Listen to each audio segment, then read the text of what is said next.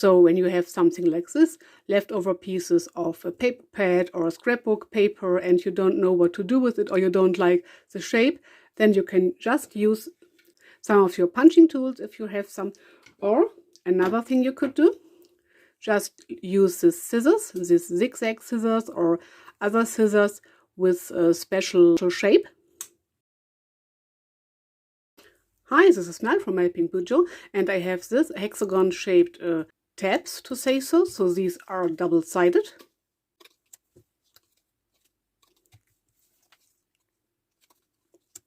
And they are from a paper pad, and they are a cardstock. And to be honest, I don't like this shape, so I thought what to do with them.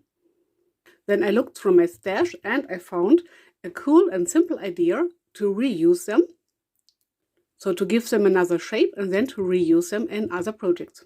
So I use my punching tools to punch out some shapes that I like more. So I have a heart shape, the standard rounded shape, a butterfly shape, and this stamp shape. So here I already cut out or punched out some of this hexagon shaped cards. And I already did some fabric clusters. Or this is fabric and paper cluster. So the idea is to reuse fabric clusters on this self-made book page paper pockets or paper pouches, which I sew together. And I used a tutorial from Treasure Books, and I will link it down below in the info box. So you can use these paper pouches for your junk journals, and you can put in some cute things. So some cards or a letter or something you want to hide, and then put them into your junk journals. So this is how the project looks so far. I glued together some pages and then sewed together the pages on the top side. Then I put them together like this, cut off the edges so that I get this flap. And then you can decorate your pocket as you like. So for example, with this fabric and paper cluster, and as you can see here, I used some staplers. I used my stapler and some staples to staple it together. And I would use my Fabri-Fix or Fabri-Tac glue to glue this onto the envelope or onto the pouch. And I want to hide the staples. So let's pretend this is a pouch already sewn together. And then I could use some of these cute little embellishments. Maybe you would like to ink the edges to make them stand out a bit more. And then you could glue this little focal point onto the to this staple thing. And for example, you could put on a little button, you can glue it on or sew it on, or you could use your punching tool and punch a hole to the middle. I'll just eyeball it. And then you could put in some of this breads.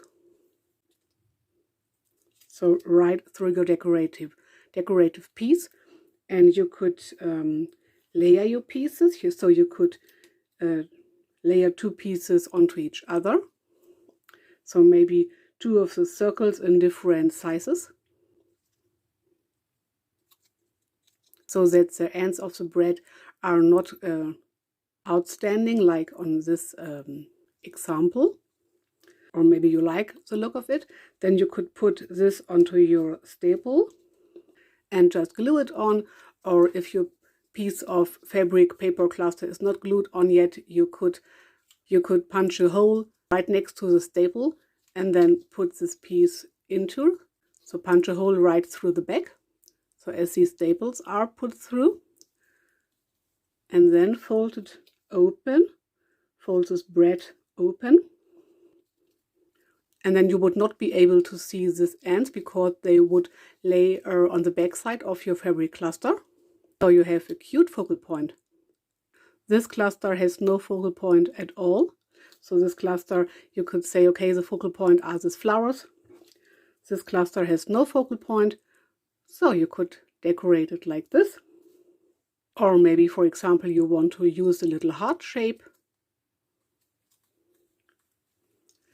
and glue it on with or without this brads. So I have a second stapler here because I stapled the fabrics together, and then I decided to staple on this paper ruffles as well. So in this case I would use 2 focal pieces, so maybe the heart here and a button here, or the other side around because of the colors. Maybe a bit of a bigger button so that the staple is covered up. Or you could arrange it like this. There are many possibilities for your creativity to flow. Or maybe you want to use a sticker, not this heart shape, or a butterfly or rounded shape. But maybe you want to use a sticker as focal point. Or for example this rounded shape, and for the other staple this kind of stamp. So you can get very creative with it.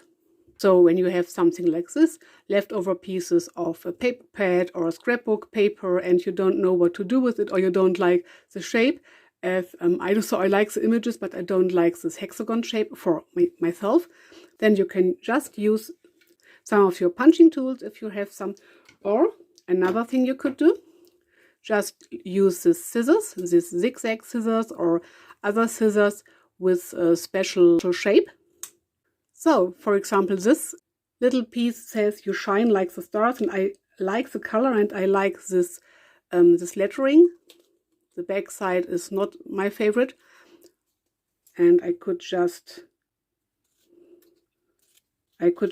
cut the edges a bit.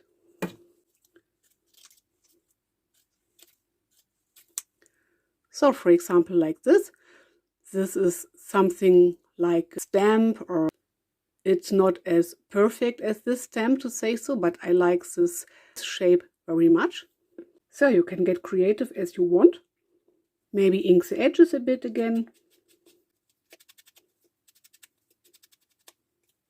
You can put it over here, or over in the edge, or over here, or maybe on the edge here. So you don't have a focal piece, you have many focal pieces right here. I like this too. So get creative with your pieces of leftover scraps and scrapbooking paper, with your punching tools, or maybe with a fancy shaped scissors. So I hope this video gives you a lot of inspiration. So thanks for watching. Like and subscribe for more junk journal and for bullet journal videos. Bye!